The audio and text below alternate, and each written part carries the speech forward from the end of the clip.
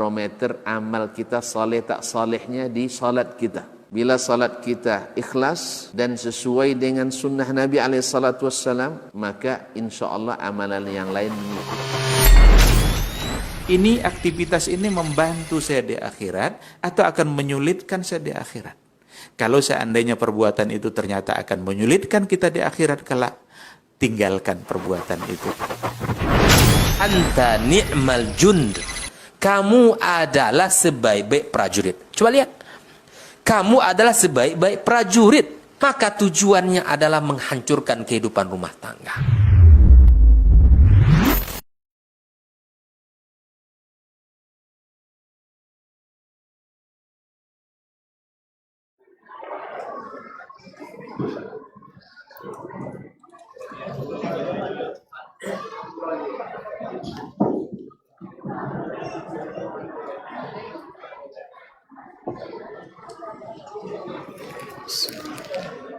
Assalamualaikum warahmatullahi wabarakatuh.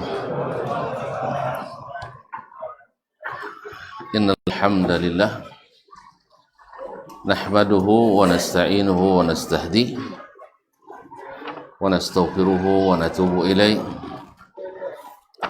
wa na'udzu billahi min shururi anfusina wa sayyiati a'malina. من يهده الله فلا مضل له ومن يضلل فلا هادي له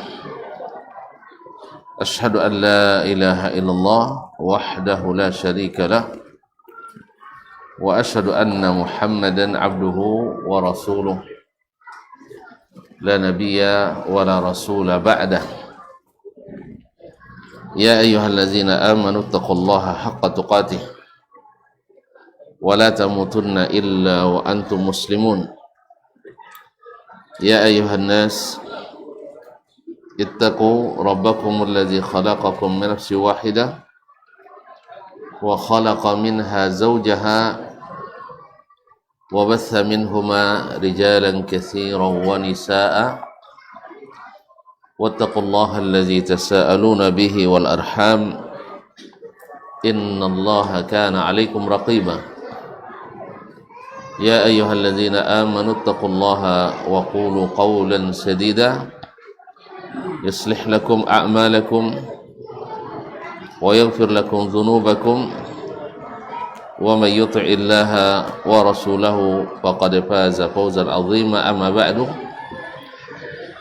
فإن أصدق الحديث كتاب الله وخير الهدي هدي محمد صلى الله عليه وسلم وشر الأمور محدثاتها وكل محدثة بدعة وكل بدعة ضلالة. Kaum muslimin, kaum muslimat yang dirahmati Allah Subhanahu wa ta'ala, bersyukur kita kepadanya. Dengan izinnya kita bisa kembali meneruskan mengaji di salah satu dari rumahnya ini. Mudah-mudahan kedatangan kita sebagai tanda syukur kita diterimanya, dan mudah-mudahan syukur itu membuat kita mendapatkan nikmat-nikmat yang membuat kita senantiasa bersyukur kepadanya. Ma'asyarul kiram, kaum muslimin, kaum muslimat yang dirahmati Allah Subhanahu wa ta'ala, salawat dan salam kepada baginda Nabi alaihi salatu wassalam, yang dengan melalui kitab ini kita belajar sedikit demi sedikit daripada sunnah-sunnahnya dan hadis-hadisnya. Masih dalam bab al-amri bil muhafazati ala as-sunnati wa adabiha, bab perintah memelihara dan menghidupkan atau menjaga as-sunnah dan adab-adabnya, sampai pada hadis yang ke-11 dari bab ini.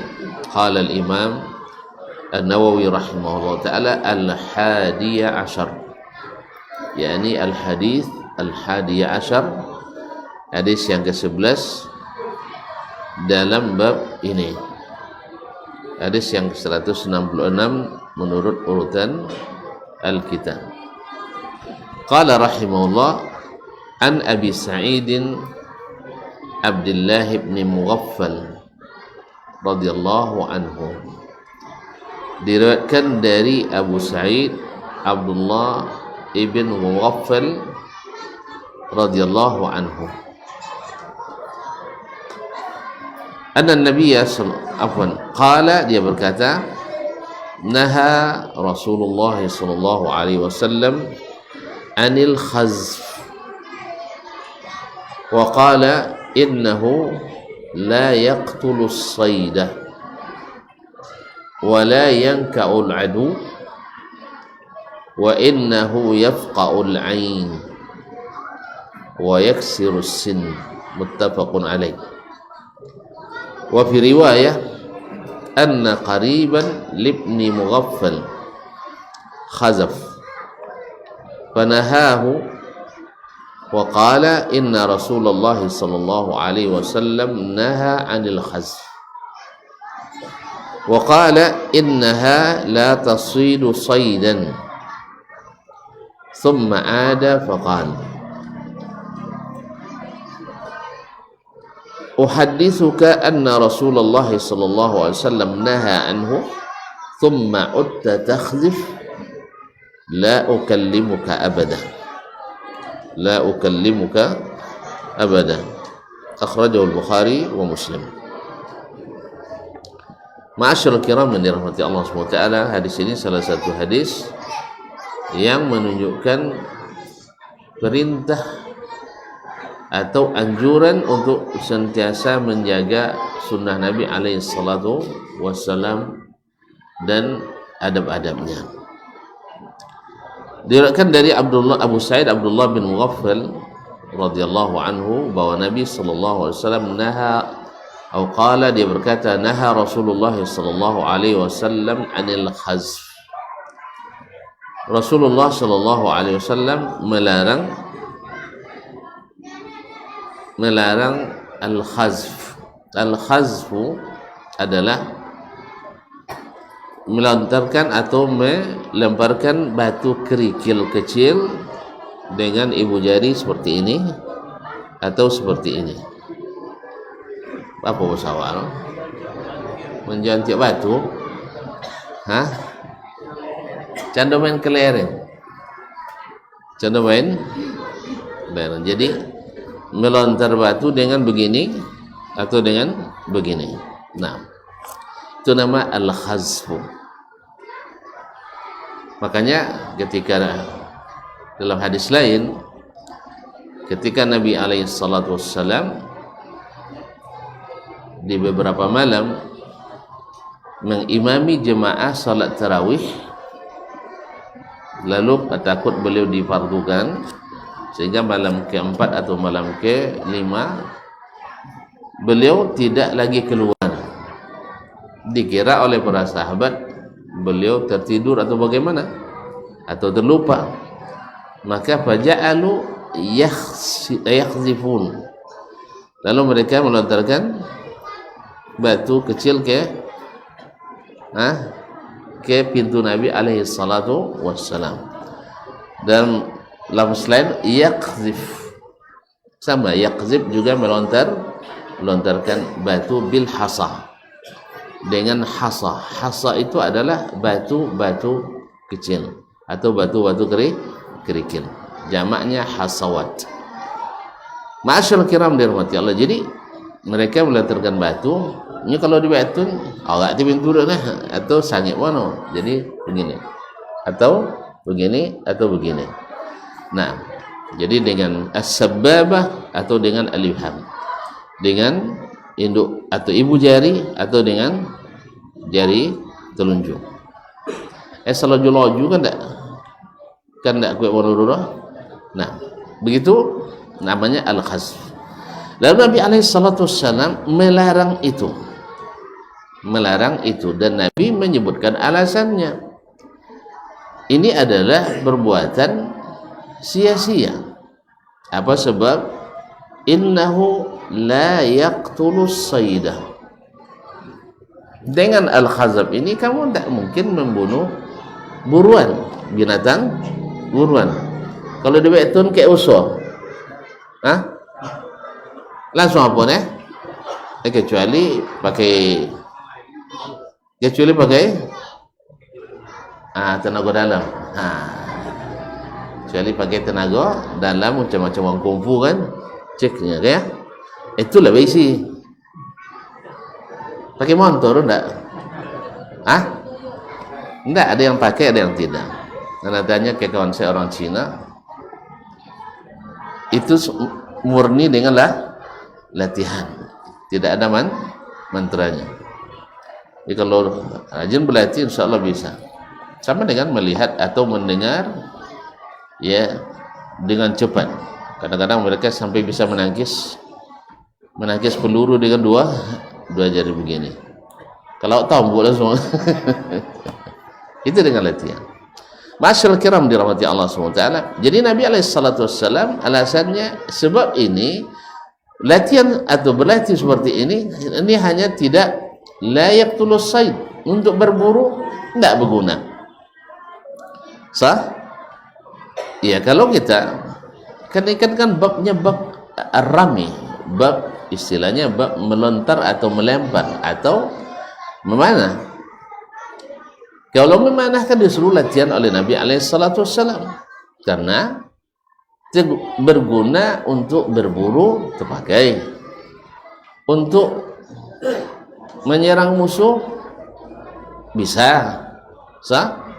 Nah, oleh sebab itu kata Nabi SAW, innahu la yaqtulus saydah, dia tidak bisa digunakan untuk berburu sebab tidak akan berpengaruh kepada binatang buruan. Ikannya tidak ada sakit di dunia. Nah, wala yanka'ul adu, dan tidak pula bisa membunuh musuh. Tidak bisa dipakai untuk berburu, tidak pula bisa menundukkan atau mengalahkan musuh. Tidak ada apa jenis. Nah, wa innahu yafqa'ul aina, cuman resikonya dia bisa membutakan mata. Sah? Ya, dia tidak laju, tapi kalau kau nak mata, kadang bisa. Kalau bola waktu orang ni, kalau tapi laju cantik kan. Nah, tapi untuk berburu tidak bisa. Untuk musuh juga tidak terpakai. Tapi berbahaya bagi mata. Wa yaksirus sin, dan dapat pula mematahkan gigi. Kalau kono gigi, kalau kono gigi bisa patah atau berdarah. Jadi kegunaannya tidak jelas, mudaratnya jelas. Mudaratnya kemungkinan bermudarat besar, tapi kemungkinan bermanfaat kecil. Pada Nabi SAW melarang kita untuk menyia-nyiakan harta, menyia-nyiakan waktu, menyia-nyiakan tenaga. Oleh sebab itu Nabi SAW melarang itu. Wa fi riwayatin muttafaqun alaih, riwayat Bukhari dan Muslim, wa fi riwayatin anna qariban libni Mughaffal khasaf, bahwa ada seorang kerabat atau keluarga dekat daripada Abdullah bin Mughaffal khazab melakukan itu. Fanahahu, lalu dia larang. Kenapa dia larang? Karena waqala inna Rasulullah sallallahu alaihi wasallam naha 'anil khazf. Saya melarangnya karena Rasulullah sallallahu alaihi wasallam melarang al-khazf tadi dengan alasan yang beliau sebutkan. Waqala, lalu dia berkata, yakni Nabi alaihi salatu wasallam, innaha la tasidu saydan, karena dengan khazaf itu kamu tidak bisa berburu, tidak berguna untuk berburu. Thumma ada, tapi kerabatnya tadi tetap melakukan, balik lagi dia lakukan, ditegur tapi tidak peduli, akhirnya dia buat lagi. Lalu kata Abdullah bin Mughaffal radhiyallahu anhu, uhaddithuka, saya sampaikan kepadamu hadis Rasul sallallahu alaihi wasallam, anna Rasulullah sallallahu alaihi wasallam wa Rasulullah sallallahu alaihi wasallam naha anhu, telah melarangnya, thumma utta takhdhif, lalu kamu tetap melakukannya dan kembali lagi membuatnya, la ukallimuka abadan, kalau begitu saya tak akan mau berbicara lagi kepadamu setelah ini. Bohongnya itu marah dia. Ma'asyal kiram dirahmati Allah SWT, marah karena tidak mau mengindahkan teguran Nabi atau larangan Nabi alaihi salatu wassalam. Ma'asyal kiram, inilah yang dipahami oleh para sahabat Nabi alaihi salatu wassalam, bahwa melanggar perintah Nabi atau melanggar larangan Nabi alaihi salatu wassalam, walaupun di mata sebagian kita kecil, tetapi hakikatnya adalah, jangan kalian melihat kecilnya dosa yang dilakukan, tapi lihatlah kepada siapa kalian berbuat dosa. Ini Rasulullah sallallahu alaihi wasallam. Ini Rasulullah sallallahu alaihi wasallam, bukan siapa-siapa. Makanya Imam Asy-Syafi'i rahimahullah taala menegaskan dalam kitab Risalah bahwa kita kan biasanya kalau masalah perintah itu cuma sunat, sunatnya seperti dipahami kalau dia muakkad, sunat muakkad untuk ditinggalkan, sahih, sunat muakkad untuk ditinggalkan.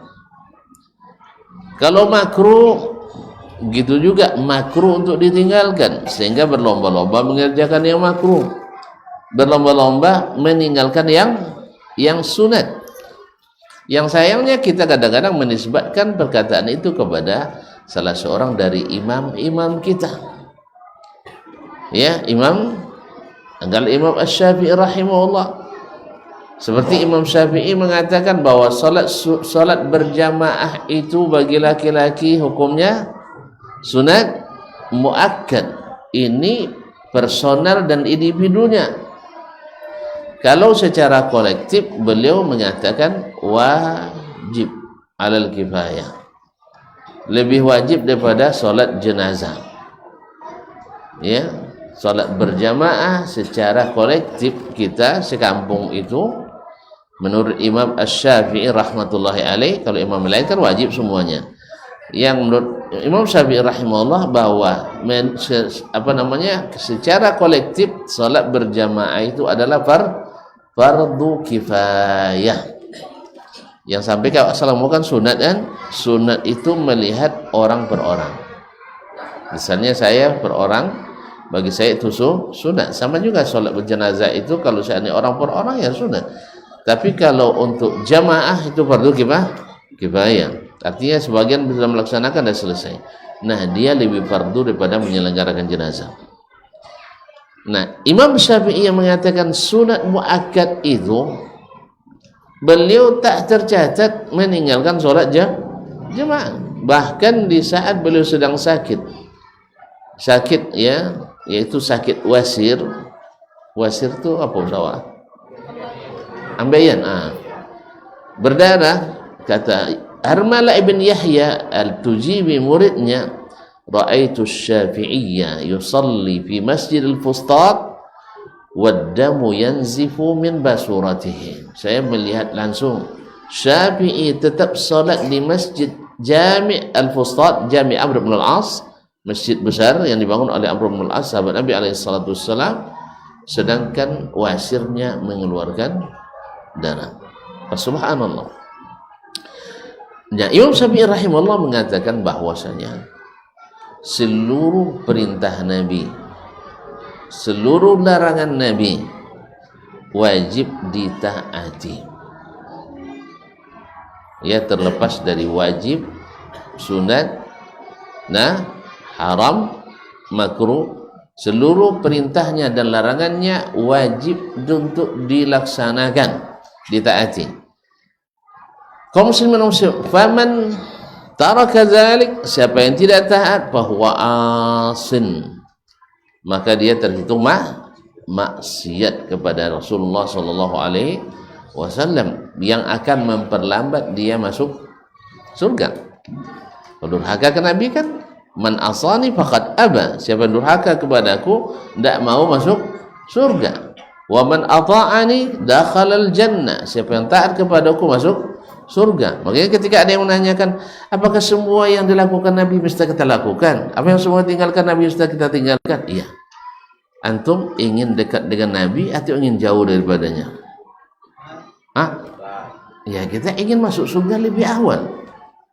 Tentu saja kita harus merapat dengan beliau terus. Kalau kita ambil jalan lain atau lalai dari mengerjakan apa yang dia kerjakan, tidak mungkin kita dekat-dekat dengannya. Karena mengerjakan yang disuruhnya adalah tanda cinta kepadanya. Meninggalkan yang dia benci dan dia larang adalah tanda kita cinta kepadanya. Ar-rajulu ma'aman ahab, seseorang dibangkitkan nanti bersama orang yang dia cintai.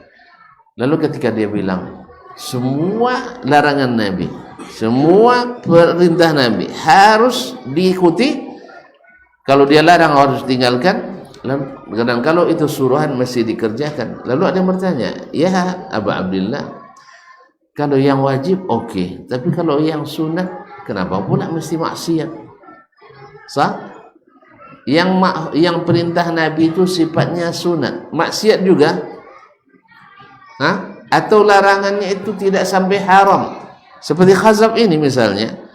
Ya, ulama khilaf masalah ini. Ada yang mengatakan haram, ada yang mengatakan makruh.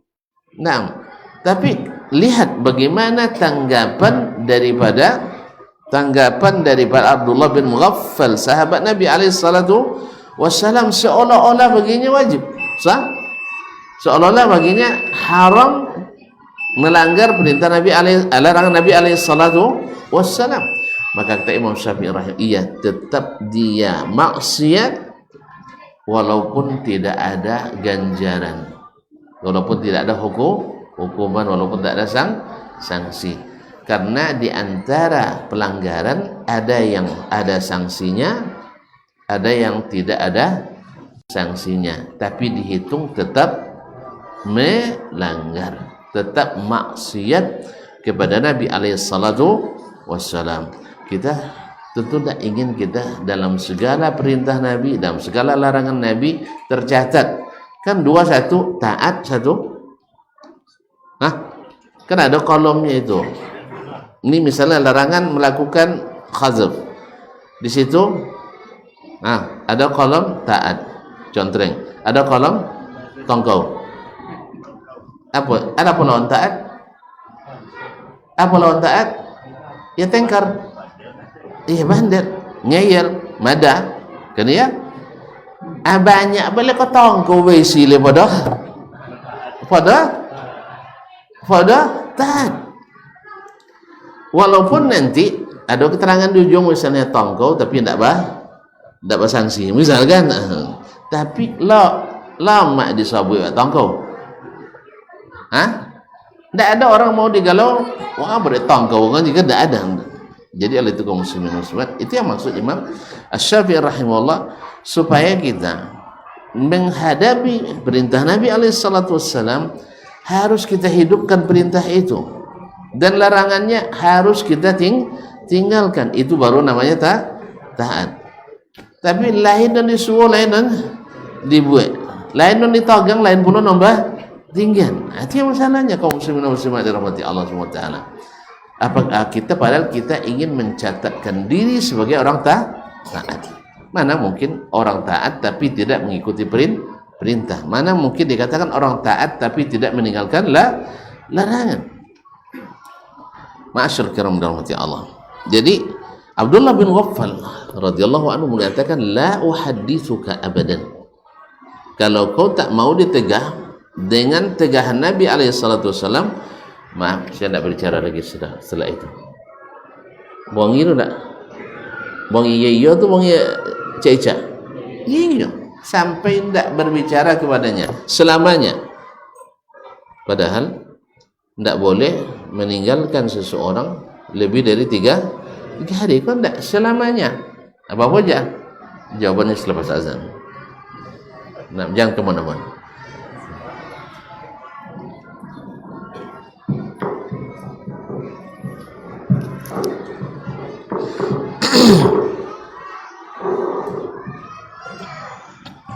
Allahu Akbar, Allahu Akbar. Allah. Astagfirullah. Allahu Akbar,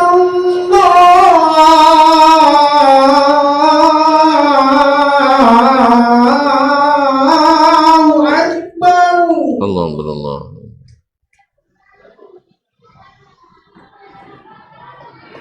Ashhadu an la ilaha illallah.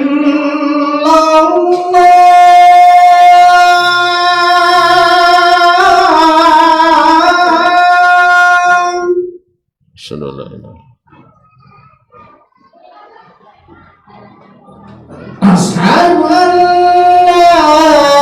illallah.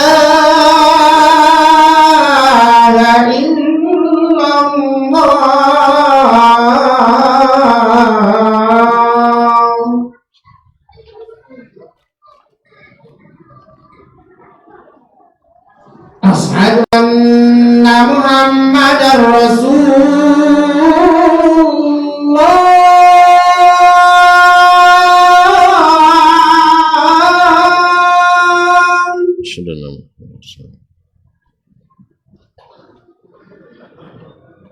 Ashhadu anna Muhammadar Rasulullah.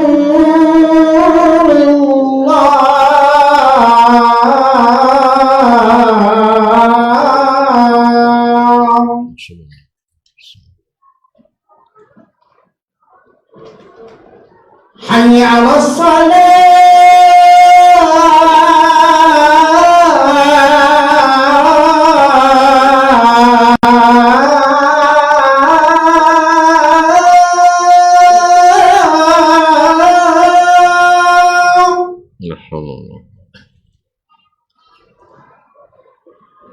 Hayya 'alas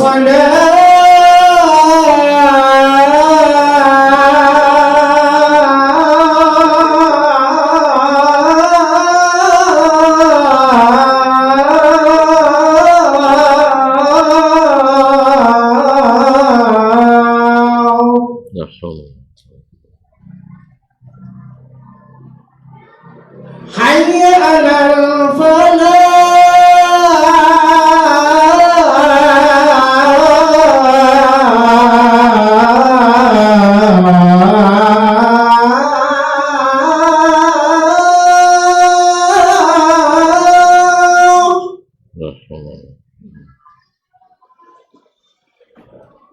Hayya 'alal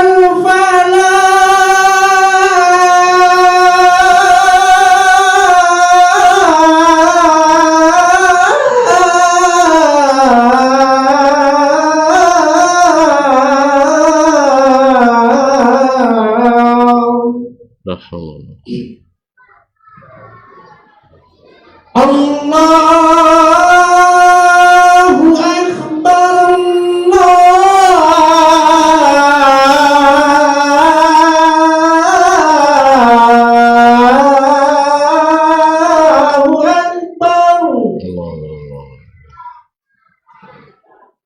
La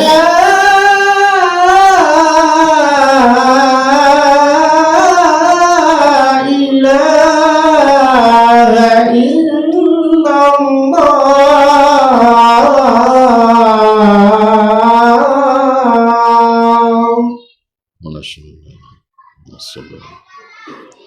Allahumma rabbati la taqabbal as-salat.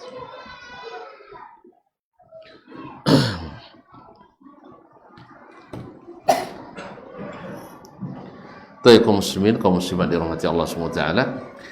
Jadi Abdullah bin Ghaffal menganggap ini sebagai suatu pelanggaran besar.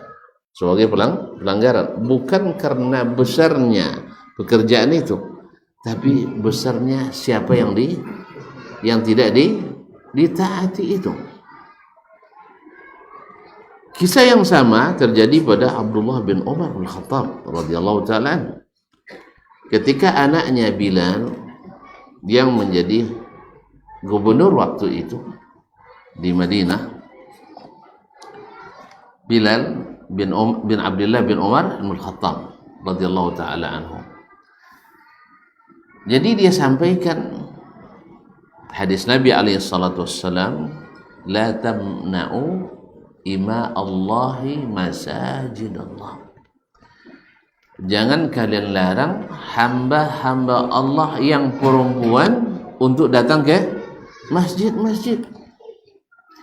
Lalu Bilal, karena dia sebagai yang berwenang, amir, yang kedua yang juga ghirahnya terhadap Islam, karena dia melihat wanita-wanita di masa itu sudah berubah dari di zaman Nabi alaihi salatu wasallam. Seperti kata Ummul Mukminin Aisyah radhiyallahu anha di akhir-akhir hayatnya, dia mengatakan, "Law ra'an nabiyyu sallallahu alaihi wasallam ma taf'alun nisa." Kalau seandainya Nabi alaihi salatu wasallam melihat apa yang dilakukan kaum wanita hari ini ke masjid, la mana'ahunna, pasti dia akan larang mereka. Kata Aisyah radhiyallahu taala anha. Apalagi kalau nampak nencong begini. Itu kan pada waswa di lip di Makkah kan. Condo pay car free day rupai. Kalau car free day dia pada ikut. Hah? Ile pada ikut. Alhamdulillah. Dan Cina dia sana nak pay tapi hende banyak hilang pada dapat dulu. Ya, pas lalu pergi pagi tu ni. Macam-macam pun yang tino. Sah? Nya selalu panjangnya tapi rok pendek lah. Dilurus. Temu dia lapu. Siapa tu kang buat tu? Hah? Iblis tak sampai pikiran kakian lah. La haula wala quwata illa billah. Jadi legging dalam sudah itu buat rok kambang lalu. Iya je. Kalau lain dia tidak pakai rok mungkin tak apa, takut juga nengok. Tapi lah nengok itu, astagfirullahnya. Kau muslim ada rahmati Allah SWT. Jadi itu yang sebut Nabi SAW, nisaun kasiyatun ariyat, wanita berpakaian tapi telanjang. Nauzubillah semua nauzubillah. Jadi kalau bicara tentang Car Free Day, kecil anti olahraga dong, kan ya?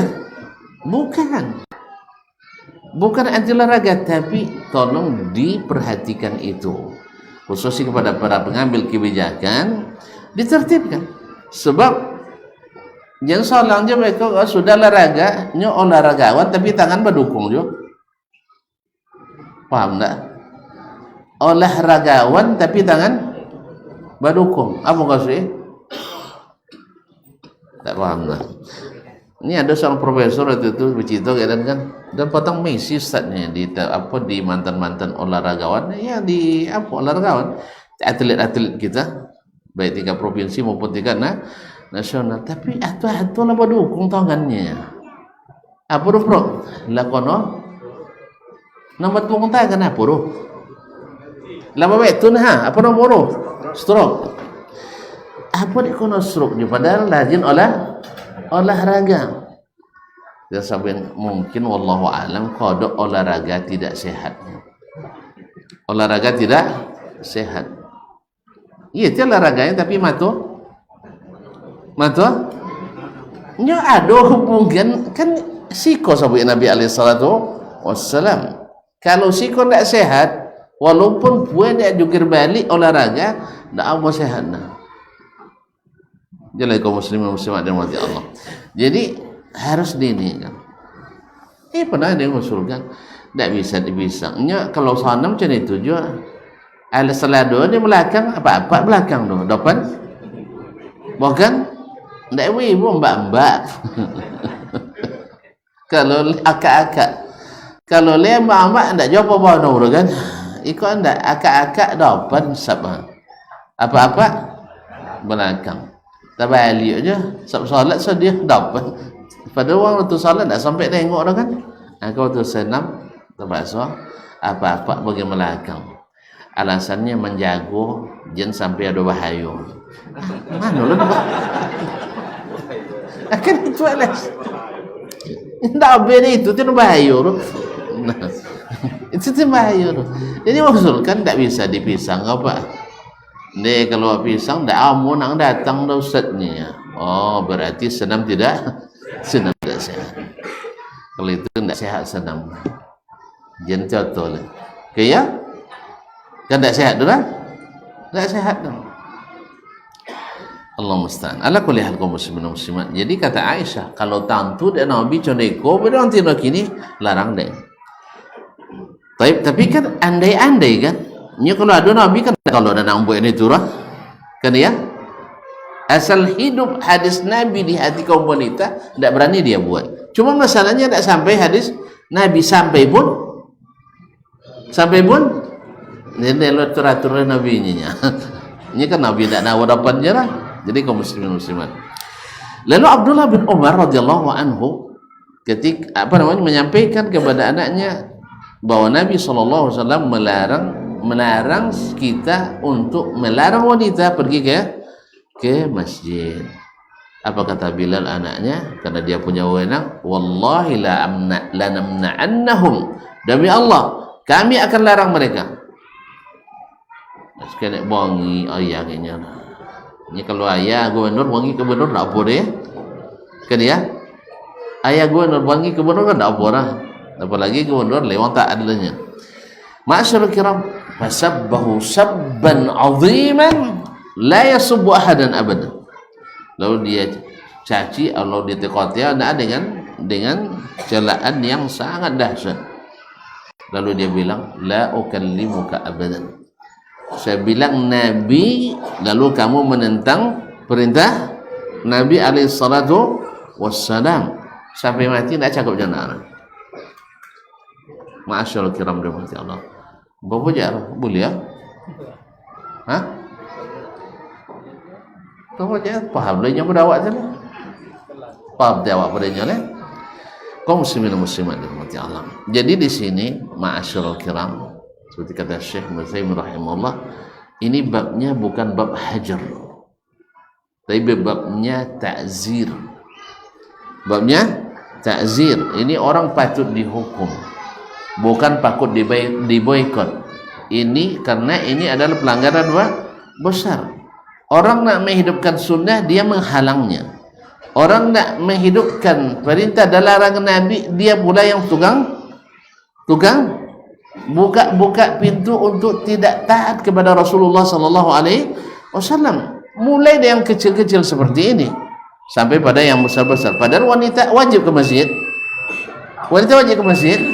Enggak. Cuman masalahnya bukan masalah wajib ke masjid. Nabi melarang kita untuk melarang wanita ke masjid.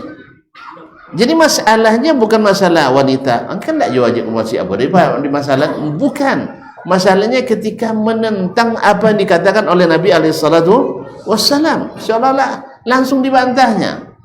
Kecuali kalau dia bilang misalnya, ya memang betul Nabi togang wak menagang kaum ibu kan musa haji. Tapi kan tak wajib dia. Sah? Tak wajib dah.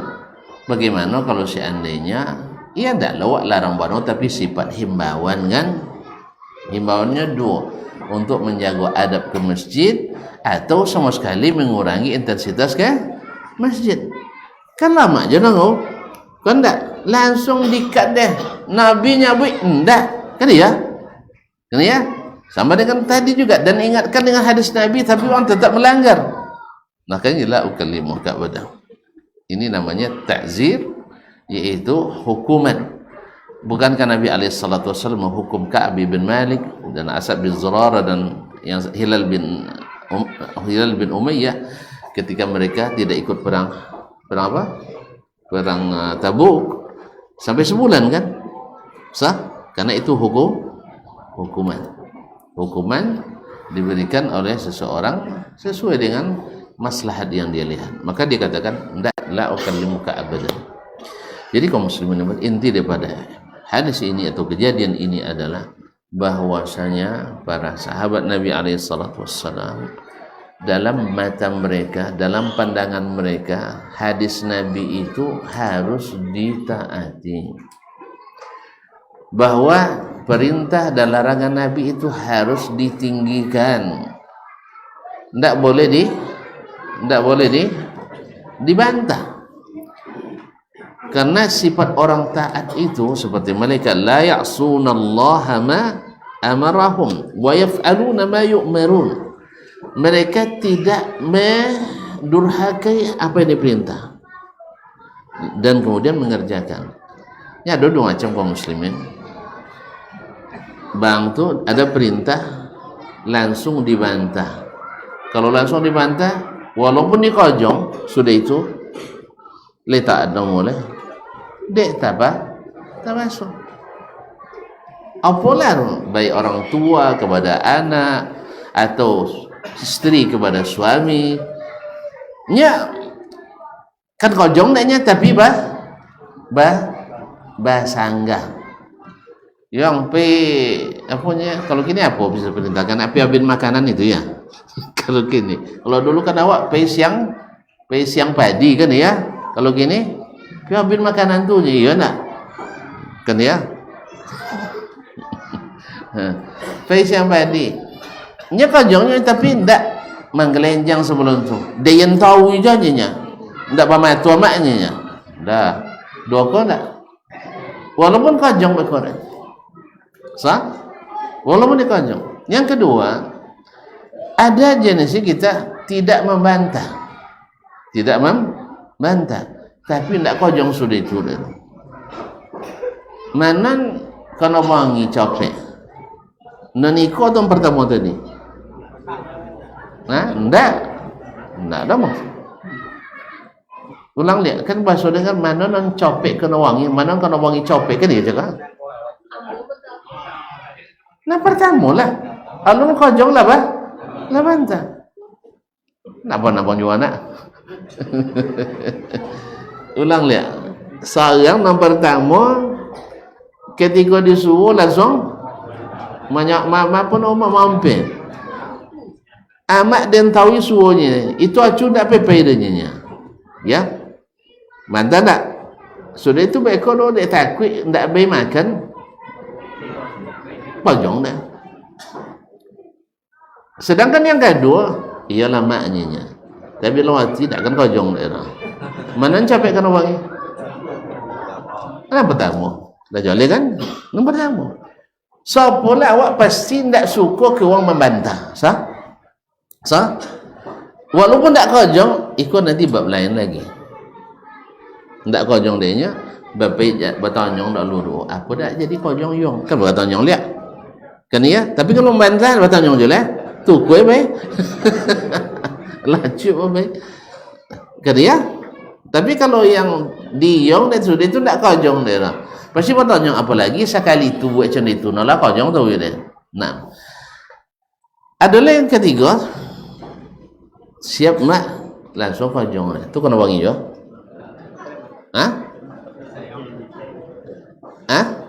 Itu dia. Tak ada je turun ni. Dalam hukuman ni pun kau ada. Kan ya? Nah, jadi oleh sebab itu kaum muslimin dan muslimat dirahmati Allah SWT, jadi makanya iblis apa dek kau nobongi wano? Dek membantah. Dek membantah. Adam buat salah tak? Buat salah, tapi membantahnya tak bantah. Ketika tagang janda okey kau dam, ya kan? Makanlah orang lain sopopue nikmati sodo tapi ikut janda okey. Nya kalau kalian okey zalim kalian, ya? Kan ya? Lainnya lewo di Sorogo sana. Cuman badang-badang je cerita abang dulu. Padahal joleh terjerumusnya bagi badang-badang je kaji. Joleh banglah sebuahnya sih. Sudah itu dia dah dangan ju akhirnya jadi mantan Jadi kaum muslimin, makanya jendong-dongnya cito biliru. Kan sahabat Rasul, inya musuh anglunya kan ya. Nya sebab orang yang punya subuhat pasti pandai memutar balik fakta. Ahli subuhat pandai menggunakan dalil, sama dalil Jawa. Kullu bid'atin dhalalah, itu dalilnya. Cuman denya laisa kullu bid'atin dhalalah, ada takdirnya. Dalam ilmu nahwu mosong iko umum tapi maksudnya khusus. Siapa nyabui? Nya kami. Bukan nya Nabi. Nabi sabui ini kullu bid'atin dhalalah, tapi nya ustaz kami tidak semua bid'ah itu sesat. Apa contoh handphone-nya kan? Kan ya, apa contoh mikrofon-nya kan? Apa contoh motor pitobangnya. Kan ya? Nah, mana walaupun tinggi sekolah tapi tidak belajar masalah iko dengan baik, tidak paham dah. Lah profesor doktor tidak paham makna bid'ah dah jolek. Walaupun ia anti kepada orang yang buat bid'ah, dek dong anti boleh, nya tidak paham dah. Ketika tanya wananya apa bid'ah ada propnya. Ada zaman Nabi itu bid'ah dah. Dah itu rejinya kan ya. Dah itu panjang penjelasan. Kalau sampai handphone kau nawa di zaman Nabi, pakai dia tak kira-kira? Pakai. Sebab Nabi SAW tak pernah disuruh memilih dua hal kecuali pilih yang paling mudah. Mana senang, meninggal handphone atau pakai handphone? Tak paham. Tak meninggal bambu, tak bambu kalau meninggal. Tahu sedang meninggal mana? Maksudnya memakai handphone atau meninggalkan memakai handphone? Lah joleh kini orang bisa CPT rumah kan ya, banyaklah dapat rumah daripada kadulah tu lah ada biaya operasional. Kalau rumah tu inyo dia tambah kikik lah jadi kaum muslimin, kalau ada pita abang haji zaman Nabi pakai dan Nabi tak pakai. Makanya ketika ada yang bernazar nak jalan kaki pergi Mekah, tagang tak Nabi, itu menyulitkan. Joleh, bayar nazar wang, bayar nazar kau, tetap pergi haji tapi naik kendaraan. Kalau sampai ada pita abang, ada unta, ada kuda, ada kereta, ada bemo, ada pita abang, naik apa suruh kecil Nabi kah? Pita abang. Kecuali tidak ada tambang, itu lain hal. Kecuali ada tambang, pasti disuruhnya yang lebih memudahkan. Berarti jadi antum ternyata awalnya paham le makna bid'ah. Mana lo kan pahamnya sunnah ndak obir. Nya bau jole bid'ah tu kalau paham sunnah. Kalau ndak paham sunnah, ndak kan jole makna bid'ah. Ya, ndak jole bid'ah. Walaupun dia pakar misalnya di bidang hadis, pakar di bidang sunnah, tapi tidak memahami sunnah seperti yang dipahami oleh ahlus sunnah, maka dia tidak paham makna bid'ah. Kecil deh, di zaman Nabi banyak sahabat buat bid'ah. Boleh coro pakar sendiri itu. Bid'ah do bau nawo setelah selesai dakwah Nabi alaihi salatu wassalam. Bukankah perintah Nabi atau berita dari Nabi, siapa yang hidup setelahku nanti akan melihat perselisihan yang banyak, maka dilarangnya untuk berbuat bid'ah dan disuruhnya untuk tetap di atas sunnah. Berarti bid'ah itu datang setelah Islam sempurna. Jadi awak juga banyak yang tak joleh juga. Kaum muslimin. Jadi kajian dia abu bid'ah juga nya. Tak ada zaman, memang tak ada abu zaman Nabi lah. Abu dayan. Berarti dayan tu bid'ah aja tu sebatang badan. Subhanallah kaum muslimin. Jadi kaum muslimin bahawa mereka sangat mengagungkan hadis Nabi. Nah, tutup dengan apa yang dikatakan Abdullah bin Abbas ketika dia menyampaikan salat kita ikhlas dan sesuai dengan sunnah Nabi SAW, maka insyaAllah amalan yang lain mengikuti. Ini aktivitas ini membantu saya di akhirat atau akan menyulitkan saya di akhirat? Kalau seandainya perbuatan itu ternyata akan menyulitkan kita di akhirat kelak, tinggalkan perbuatan itu. Anta ni'mal jund. Kamu adalah sebaik-baik prajurit. Coba lihat. Kamu adalah sebaik-baik prajurit. Maka tujuannya adalah menghancurkan kehidupan rumah tangga.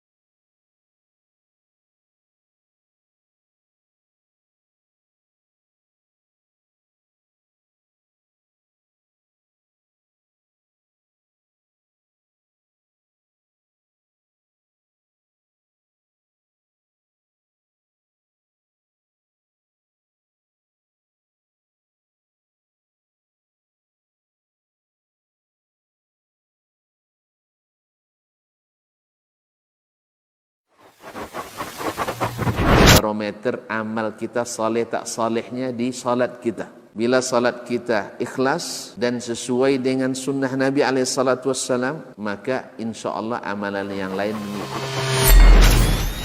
Ini aktivitas ini membantu saya di akhirat atau akan menyulitkan saya di akhirat.